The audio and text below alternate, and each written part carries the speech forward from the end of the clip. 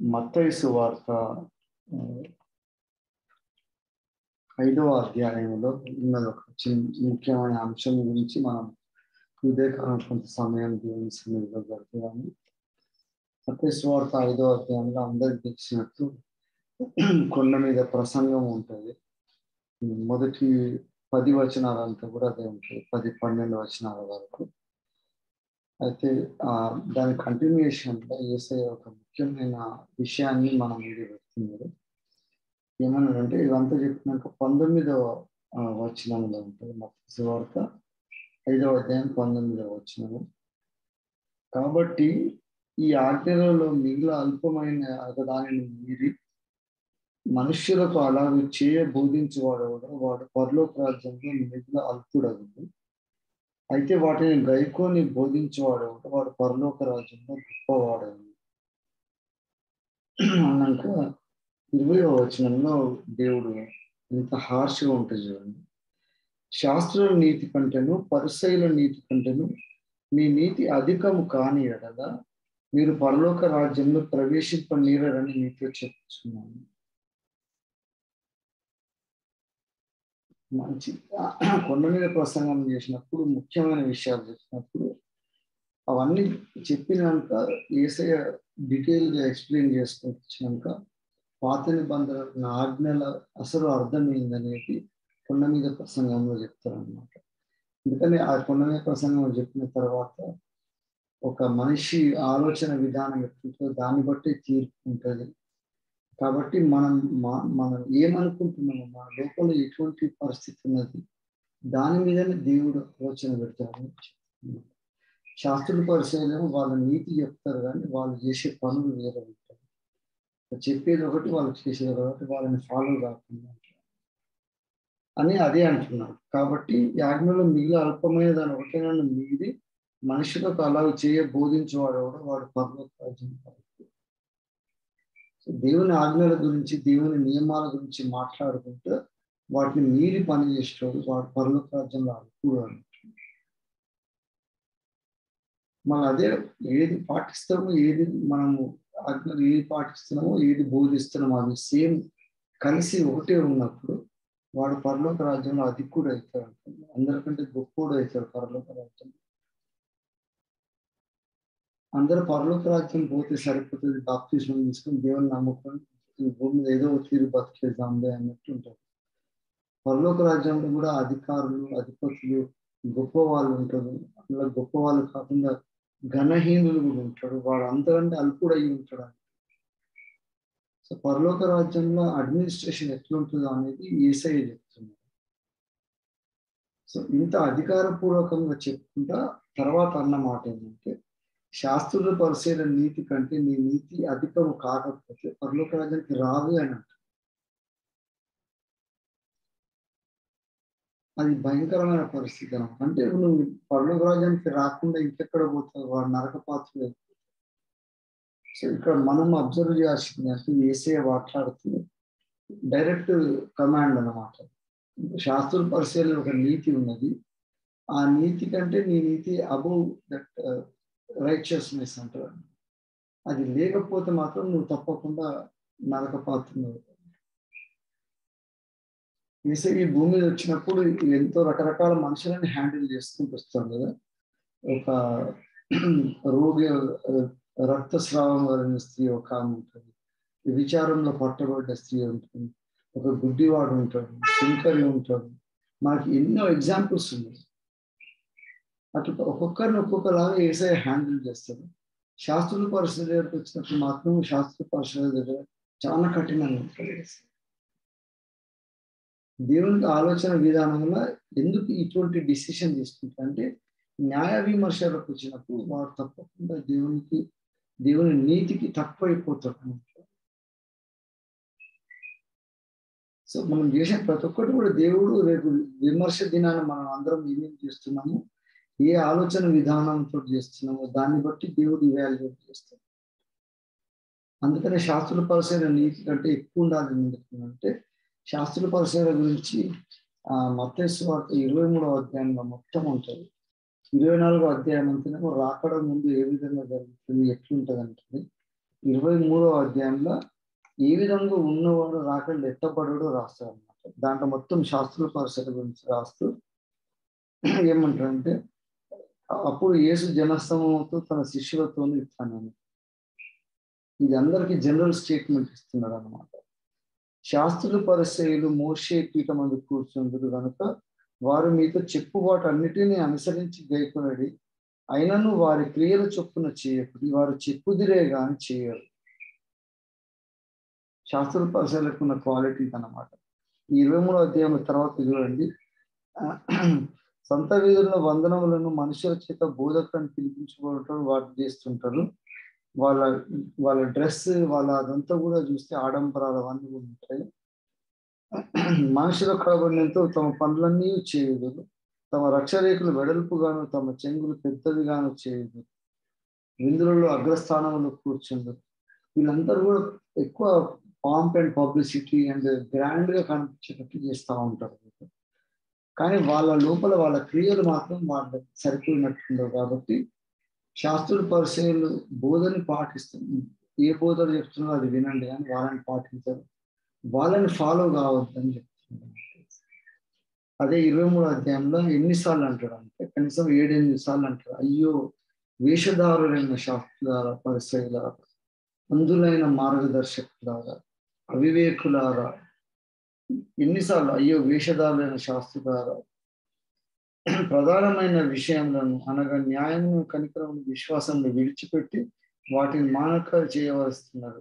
శాస్త్రుల పరిచయాలు ఏ విధంగా ఉంటారో శాస్త్ర పరిచయాల నీతి అంతా కూడా మనకు మత్తయి సువార్త 23వ అధ్యాయంలో యేసయ్య రకరకాల పరిస్థితులలో శాస్త్రుల పరిచయాలు ఏ విధంగా ఉంటారో చెప్పుకుంటా. ఒకటే వాళ్ళు ఇచ్చిన స్టేట్మెంట్ ఏంటంటే, వేషధారులారా వేషధారులారా. దేవుడు నా దగ్గర చూసేది అదే. వాళ్ళు పైన వేషము వాళ్ళ చెంగులు వెడల్పులు కట్టుకుంటారు, రక్షరేఖలు పెద్ద పెద్ద వేసుకుంటారు. ఇవన్నీ చెప్తూ వేసే అంటారు, వాళ్ళకంటే నీతి నీది ఎక్కువ లేకపోతే నువ్వు నరకపాత్రలు అవుతావు. ఒక క్లియర్ వార్నింగ్ ఇస్తుంది. మనం కూడా విశ్వాస యాత్రలో పోయినప్పుడు ఒక స్టేజ్ వచ్చినాక సుప్రీమసీ అనేది ఒకటి వస్తుంది.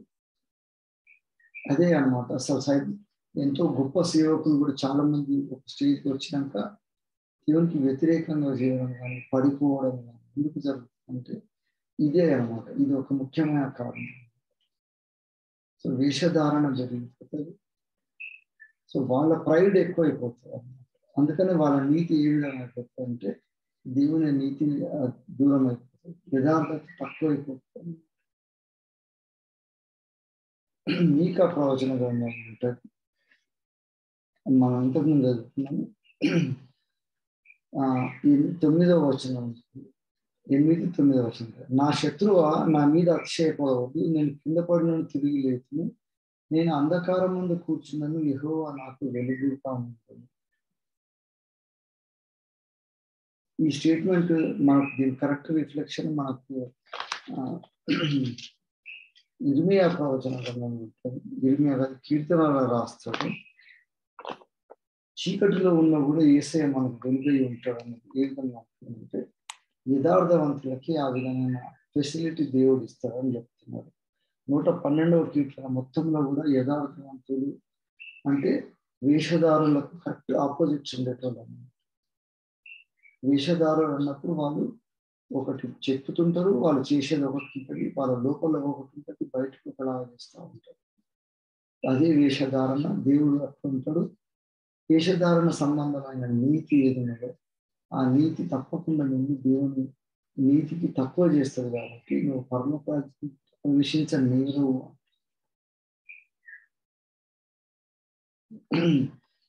112వ కీర్తన ఉంటుంది. ఏమన్నా ఉంటుంది, యెహోవాయందు భయభక్తులు గలవారు ఆయన ఆజ్ఞలను బట్టి అధికముగా ఆనందించేవారు ధన్యులు, వారి సంతతి భూమి మీద బలవంతుల వీరు, యథార్థవంతుల వంశపు వారు దీవింపబడుతున్నారు. సో వాళ్ళకు ఒక టైటిల్ ఇచ్చింది, యథార్థవంతుల వంశం అనుకుంటున్నారు. వాళ్ళు ఎప్పుడు యథార్థంగానే మాట్లాడతారు, ఏది మాట్లాడతారో అదే చేసుకుంటారు. ఎవరు ఒకరిని సంతోషపరచడానికి వాడు వేరొక ప్రాజెక్ట్ కాదు. ఏ విధంగా ఉన్నాడు, ఏ మనుషులు ఏమున్నదో దాని ప్రకారం మీరు జీవిస్తుంటారు. దానికి వ్యతిరేకంగా జీవించుకుని వేషధారి అంటే శాస్త్రుల పరిచయాలు అందరూ అట్లా చేస్తూ ఉంటారు. అందుకని యేసయ్య ఒక్కరిని కూడా స్పేర్ చేయరు. ప్రతి ఒక్కరికి శాస్త్రుల పరిచయాల దగ్గరకు వచ్చినప్పుడు అది అంటే వీళ్ళు ఏమంటారంటే యథార్థవంతులకు, ఇది 112వ కీర్తన 4వ వచనం, యథార్థవంతులకు చీకటిలో వెలుగు పుట్టును. చీకటిలో వెలుగు పుట్టును అంటే మీ కాడ కూడా అదే అంటున్నాను. వాళ్ళు ఎంత పడిపోయినా లేస్తారు, వాళ్ళు చీకటిలో ఉన్నను యెహోవా ఆయనకు వెలుగై ఉంటారు. అంటే ఈ చీకటి అంటే పాపం కింద కాదు. చీకటి అన్నప్పుడు డార్క్ సైడ్స్ అన్నమాట, డార్క్ టైమ్స్ వస్తుంటాయి. యథార్థంగా బతికినప్పుడు కొన్నిసార్లు మనం అనుకున్నట్టు కాకుండా ఇప్పుడు వెలుగు ప్రకాశించే లెవెల్లో ఒకడు ఉంటాడు, చీకటిలాగా బతుకుంటాడు, నెగిటివ్ అయిపోయి ఉంటారు మొత్తం. కానీ వాళ్ళకి దేవుడు ప్రకాశం ఇస్తాడు. దేవుడు ఎట్లా వెలిగిస్తాడు, చీకటి లోపల వెలిగి అది కెపాసిటీ దేవునికి తప్ప ఇంట్లో దొరుకుతుంది. From out of darkness God can create light అంటారు. ఇది అంటే మనము ఫిజిక్స్ లో హైయెస్ట్ గ్రేడ్ ఉన్నప్పుడు బ్లాక్ హోల్స్ అని అంటారు. ఎవరికన్నా ఫిజిక్స్ లో కొంచెం అవగాహన ఉన్నదో తెలుస్తుంది. మనం కనిపించే నక్షత్రాలన్నీ కూడా వెలుగుతూ ఉంటాయి కదా. కొన్ని నక్షత్రాలు ఎంత పవర్ఫుల్ ఉంటాయంటే ఆ నక్షత్రాల లోపల ఉన్న పవర్ ఎంత ఆకర్షణీయం అంటే లోపలికి ఆ వెలుగుని గుంజేస్తాయి అన్నమాట. గుంజేసి అవి బ్లాక్ గా కనిపిస్తుంటాయి. They don't emit light. అందుకని బ్లాక్ హోల్స్ అంటారు వాళ్ళు. సో కాస్మాలజీలో దాంట్లో ఉంటుంది. మోస్ట్ పవర్ఫుల్ స్టార్స్ అన్ని కూడా బ్లాక్ హోల్స్ లోపల పోయి ఉంటాయి. ఆ చీకటిలో కూడా వాళ్ళ లోపల వెలుగు ఉంటుంది, ఎందుకంటే యెహోవా వాళ్ళకి వెలుగై ఉంటాడు కాబట్టి. ఆ వెలుగుని ఏ చీకటి కూడా దాన్ని ఆపలేదు. అటువంటి వెలుగు మనకు ఉంటుంది. అని ఎవరికి ఉంటుంది అంటే యథార్థవంతుల వంశపు వాళ్ళు. సో ఆ వంశంలో మనం కూడా ఉండడం అవసరం అన్నమాట. యథార్థవంతులు ఉండకపోతే ఏం జరుగుతుంది అనేది 2-3 విషయాలు చెప్పినాక నేను క్లోజ్ చేస్తాను. ఈ ఉదయ కాలంలో మనం కూడా చేసే ప్రార్థనలో యథార్థత ఉన్నదని ముఖ్యంగా మనం వాల్యూ చేయాలి. మనఃపూర్వకమైన ప్రార్థననే బలమైనదని యాకోబు పత్రికలు అంటారు. సో మన ప్రార్థనలో యథార్థత ఉన్నప్పుడు ఆ ప్రార్థనలో బలం వస్తుంది.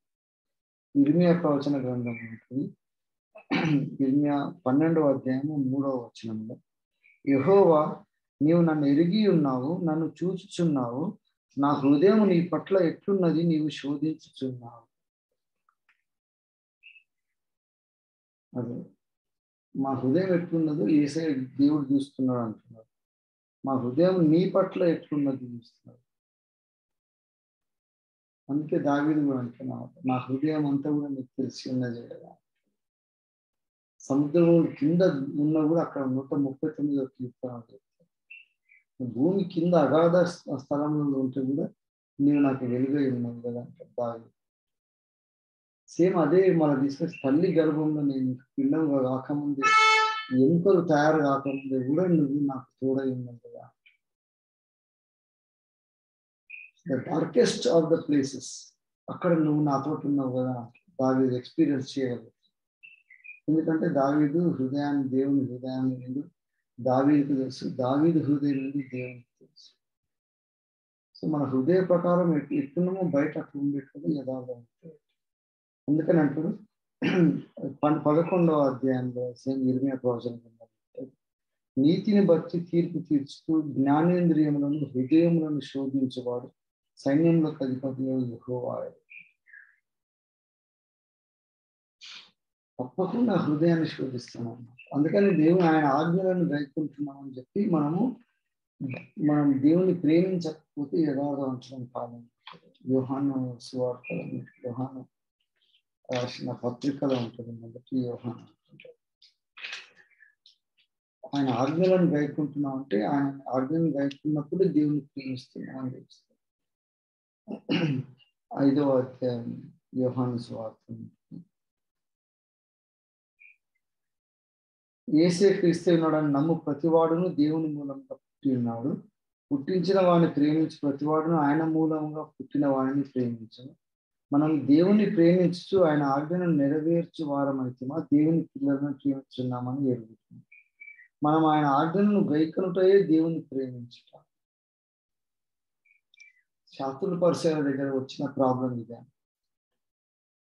ఆయన ఆజ్ఞలను బోధించేవారు కానీ ఆజ్ఞలను పాటించేటోళ్ళు కాదు శాస్త్రుల పరిచయాలు. అందుకని వాళ్ళని వేషధారులారా అన్నారు. వాళ్ళ నీతి కంటే మన నీతి తప్పకుండా అబోవ్ దట్ లెవెల్ ఉండాలి. అంటే తప్పకుండా మనం దేవుణ్ణి ప్రేమిస్తున్నాం అన్నప్పుడు ఆయన ఆజ్ఞలను పాటిస్తూ ఉండాలి. ఆయన విశ్వాసం మీద డిపెండ్ అయి ఉండాలి. ఈ యోహాను పత్రికలో పోయినప్పుడు ఇంతదే. సో ఇటువంటి యథార్థత లేకుండా మనం ఏ పని చేసినా కూడా ఆఖరికి శాస్త్ర పరిశీలన నీతిలాగా అయిపోతుంది. న్యాయ విమర్శల దేవుడు వాళ్ళని పనిష్ చేస్తారన్నమాట. అది చాలా భయంకరమైన పరిస్థితి. ఆ కీర్తన 112వ కీర్తన రాస్తారు. న్యాయ విమర్శన మనం తప్పకుండా ఎదుర్కోవాల్సిన పరిస్థితి కావడం 112వ కీర్తనలో అదొక్కటి చదివి ముగిద్దాము. ఎందుకంటే everywhere we are definitely subject to judgement అని. తప్పకుండా దేవుడి న్యాయ విమర్శలు అవుతుంది. 112వ కీర్తన యథార్థవంతుల వంశపు వారు దీవింపబడరు. యథార్థవంతులకు చీకటిలో వెలుగు పుట్టిన తర్వాత వారిని కటాక్షం వాత్సల్యత నీతి గలవారు దయాళులను అప్పించువారును భాగ్యవంతులను న్యాయ విమర్శలో వారి వ్యాజ్యం గెలుచును. నీతిమంతులు న్యాయ విమర్శలో కూడా దేవుని ముందర మనం నిలబడ్డప్పుడు మన విషయంలో మనం పెట్టే ఆర్గ్యుమెంట్స్ దేవుడు అంటుంది దాన్ని గెలుపుంటుంది. ఇది ఎట్లా చేసినాం అని అన్నప్పుడు మనం దేవుని ముందర జస్టిఫై చేసుకున్నప్పుడు యథార్థవంతుల వ్యాజ్యము గెలుస్తుంది న్యాయ విమర్శలో. దేవుని న్యాయం ఏం చెప్తుందంటే ఈ మన వేషధారుల శాస్త్ర పరిశీలన నీతి లాగా ఉండకుండా మన నీతి తప్పకుండా యథార్థంగా ఉండాలి. యథార్థత కోరువారు యథార్థవంతులు ఆయన ముఖ దర్శనము చేసేదారు. దేవుణ్ణి చూడాలంటే యథార్థత లేకపోతే చూడలేరు. నాకు యథార్థ హృదయం కలిగింది, నా హృదయంలో సత్యము ఉండని అని దావీదు. సో మనం కూడా ప్రతిసారి మనం చేస్తున్నప్పుడు ఎవరెవరు మెచ్చుకోవాలని, ఎవరు సంత వీధులలో 10 మంది మెచ్చుకోవాలని శాస్త్ర పరిశీలన చేసే నీతికి పోయినట్టే తప్పకుండా వేసయ్య అది వేషధారణ. సో నీ హృదయంలో ఏ విధమైన ఆలోచన ఉందో దాన్ని బట్టి నీ తీర్పు జరుగుతుంది. కాబట్టి యథార్థ హృదయం లేకపోవడం, విశ్వాసం లేకపోవడం, అందుకనే ఒక ఫండమెంటల్ ప్రిన్సిపల్ దేవుడు చెప్తున్నాడు. న్యాయ విమర్శకు రావాలంటే నువ్వు యథార్థవంతుడు కాకపోతే నువ్వు తీసుకున్న బాప్తిస్మము, నువ్వు చెప్పిన సాక్ష్యము, నువ్వు బ్రతుకున్న బ్రతుకు ప్రతి ఒక్కటి కూడా దేవుడు చూసినప్పుడు అక్కడ నువ్వు ఇంత వేషధారణ కదా. ఆఖరికి నన్ను అంగీకరించే విషయంలో కూడా నువ్వు వేషధారణ. అటువంటిప్పుడు శాస్త్ర పరిశీలనకు ఖచ్చితంగా వాళ్ళంటారు అసలు పరలోక రాజ్యానికి ప్రవేశింపనీయరు అని చేసే డైరెక్ట్ స్టేట్మెంట్. దేవుని జడ్జిమెంట్ ఏ విధంగా ఉండబోతున్నదో మనకు చెప్తుంది. ఎందుకని యథార్థంగా ఉన్నప్పుడు 10 మంది మనల్ని మెచ్చుకోవచ్చు, మనకి ఇబ్బందులు కలగవచ్చు, మనం చీకటిలో వెళ్ళిపోవచ్చు, ఎన్నో విధమైన డార్క్ క్లౌడ్స్ మన మీద తిరుగుతూ ఉండొచ్చు. అయినా మనం పడిపోయినా తిరిగి తప్పకుండా లేస్తాం. ఎందుకంటే దేవుడే మనకు వెలుగై ఉంటాడు. మనం చీకట్లో ఉన్నప్పుడు కూడా మనకు వెలుగు దేవుడై ఉంటాడు. కాబట్టి ఆ వెలుగు ఏంటంటే యథార్థ హృదయం. అప్పుడు దేవుని ఆజ్ఞలన్నిటిని కూడా మనం కరెక్ట్ పాటిస్తూ ఉంటాం. దాని ప్రకారం పోయిన కూడా ఖచ్చితంగా సక్సెస్ఫుల్గా దేవుని సన్నిధిలో గొప్ప కార్యం చేయాలి. సో రేపు దేవుని తీర్పు ముందు పోయినప్పుడు మనము యథార్థంగా ఉన్నామా లేదా అనేది ఫస్ట్ పారామీటర్ ఇస్తారు. అసలు వీడు వేషధారులాగా బతికిందా, వీడు యథార్థం అంటారు, అసలు వీడి విశ్వాసం కానీ వీని ప్రేమ కానీ దేవుని ఆజ్ఞలను గైకునే విషయంలో వీనికున్న ఆలోచన విధానం. అందుకని అంటున్నాడు హృదయాన్ని పరిశోధించేవాడు, అంతరంగంలో జ్ఞానేంద్రియాలను పరిశోధించేవాడు. కర్మేంద్రియాలను పరిశోధించేవాడు. కర్మేంద్రియాలను పరిశోధించేటోడు యేసయ్య ఎందుకు కాదంటే ఎంతో మంది ఫిజికల్ హ్యాండిక్యాప్డ్ ఉంటారు, లేకపోతే పనులు చేయలేకపోతారు, చేయడానికి స్తోమత ఉండదు, వాళ్ళకు పేదరికంలో ఉండొచ్చు, కొన్నిసార్లు చేయడానికి వీలు కాని పరిస్థితి ఉంటుంది. ముఖ్యంగా మనలాంటి దేశాలు కానీ ఇస్లామిక్ దేశాలలో పోయినప్పుడు స్త్రీల విషయంలో దేవుని నీతి న్యాయం ఎట్లుంటుంది? స్త్రీలను పని చేయనియరు, స్త్రీలు పలానా పని చేయాలి, ఇంతకంటే ఎక్కువ మీరు బయటికి రావద్దని ఎన్నో రిస్ట్రిక్షన్స్ ఉంటాయి. సో వాళ్ళకు కర్మేంద్రియాలంటే వాళ్ళు చేసే పనులకు వీలు కాని, కానీ వాళ్ళ జ్ఞానేంద్రియాలని పరిశోధిస్తాడు యేసయ్య. అంటే ఆయన తీర్పు తీర్చేటప్పుడు మన జ్ఞానేంద్రియాలు ఏ విధంగా ఉన్నాయో చూస్తాడు అని. అది మన చెవులలో, మన జ్ఞానేంద్రియాలు ఉన్న 5 జ్ఞానేంద్రియాలు ముఖ్యంగా మన మనసు, మన హృదయం, మన చెవులు, మన కళ్ళు, మనం ఏం మాట్లాడుతున్నాం, మనం ఏం వాసన చూస్తాం, ఏం తింటున్నాం, మన ఈటింగ్ హ్యాబిట్స్ కూడా. అందుకనే జ్ఞానేంద్రియాలలో అది కూడా ఒకటి పెట్టింది. ముక్కు కూడా ఒక జ్ఞానేంద్రియం. మంచిగా రుచిగా ఉన్న ప్రతి ఒక్కటి తిని వాడు ఇష్టం ఉన్నట్టు తయారైపోయి వాడిని దాని శరీరాన్ని చెడగొట్టుకోవడం అంతా కూడా కష్టమవుతుంది. ఆల్ ద సెన్సరీ ఆర్గన్స్ అన్నిటిని కూడా దేవుడు విమర్శ దినాన్ని చూస్తాడని. మన నాలుక ఒక సెన్సరీ ఆర్గన్. కాబట్టి మనం యథార్థవంతులుగా ఉండడం దేవునికి ఇష్టమైనది. యథార్థవంతులుగా ఉండకపోవడము శాస్త్రుల పరిశీలన కంటే హీనమైన పరిస్థితి. కాబట్టి మనం చేసే పనులలో యథార్థత ఉన్నప్పుడు ఆ పనికి దేవుడు విలువ ఇస్తాడు. అటువంటి యథార్థవంతులే చేసిన ప్రతి పనిని కూడా దేవుడు ఆశీర్వదించి ఒప్పుకున్నాడు. మనం ఏలియాని తీసుకున్నా, మోషేని తీసుకున్నా, కూడా దావీదుని తీసుకున్నా, సొలొమోను మంచి యథార్థవంతులైనప్పుడు ఆయన శిష్యులలో కూడా యథార్థవంతులైనప్పుడు పేతురుని మళ్ళా దేవుడు పశ్చాత్తాపడ్డప్పుడు యాక్సెప్ట్ చేస్తాడు. యథార్థత లేకపోతే దేవుడు ఉద్దేశిస్తాడు. కాబట్టి న్యాయ విమర్శల మన యథార్థతని మనల్ని దేవుని సన్నిధిలో నిలబెడుతుంది. కాబట్టి మన విశ్వాసానికి ఉన్న ఒక పునాది ఏంటంటే మనం నమ్మేదాన్ని యథార్థ హృదయంతో మనం చేసే పనుల వెనుక కూడా యథార్థత ఉండాలి. లేకపోతే వేషధారణం అయిపోతే అంతకంటే ప్రమాదమైన పరిస్థితి లేదు. ఎందుకంటే ఇప్పుడు మనం మంచిగా ఉన్నారు అనుకున్నప్పుడు దేవుని సన్నిధి పోయినప్పుడు వాడు అంటాడు, లైఫ్ అంతా వేషధారలాగా బతికినావు కదా, నువ్వు చేసినావు, ఎన్నో పనులు చేసినావు, కానీ ప్రతి పని వెనుక కూడా నువ్వు సంత వీధుల్లో హైలైట్ కావడానికి, నువ్వు గొప్పగా నిన్ను అందరూ మెచ్చుకోవడానికి చేసినావు, కానీ నా కొరకు నా ఆజ్ఞలను ప్రేమతోటి చేయలేదు కదా అంట. అందుకనే దేవుని సన్నిధికి వచ్చినప్పుడు ఆయన నామం నిమిత్తం ఒక గ్లాస్ నీళ్ళు పట్టుకొని వచ్చినా కూడా దాని పరలోక రాజ్యంలో దానికి ఫలితం ఉంటుంది. Whatever we do in Christ, for Christ, దాన్ని దేవుడు చూస్తాడు. అటువంటి యథార్థ హృదయం మనం డెవలప్ చేసుకున్నప్పుడు మనం చేసే ప్రతి చిన్న పని కూడా దేవుని సన్నిధిలో నిత్యత్వంలో కూడా దానికి దేవుడు విలువ ఇస్తాడు. న్యాయ విమర్శల మన వ్యాజ్యము గెలుస్తుంది. ఎందుకంటే దేవుడు అంటాడు అన్నమాట, నువ్వు ఏమనుకున్నావో అది కరెక్ట్ మాట, చేసిన ప్రతి పని కూడా నువ్వు కరెక్ట్గా అనుకున్న పని చేసినావు కదా. సో అటువంటి నమ్మకమైన యథార్థవంతులాగా మనం బ్రతకడానికి ప్రయత్నం చేయడం, అటువంటి యథార్థత చేయడానికి కావాల్సిన ధైర్యం, దేవుని కృప, దేవుని తోడు మనకు ఉండాలని ప్రార్థన చేద్దాము. దేవుడు ఇచ్చిన కొద్ది ఆలోచన బట్టి దేవుని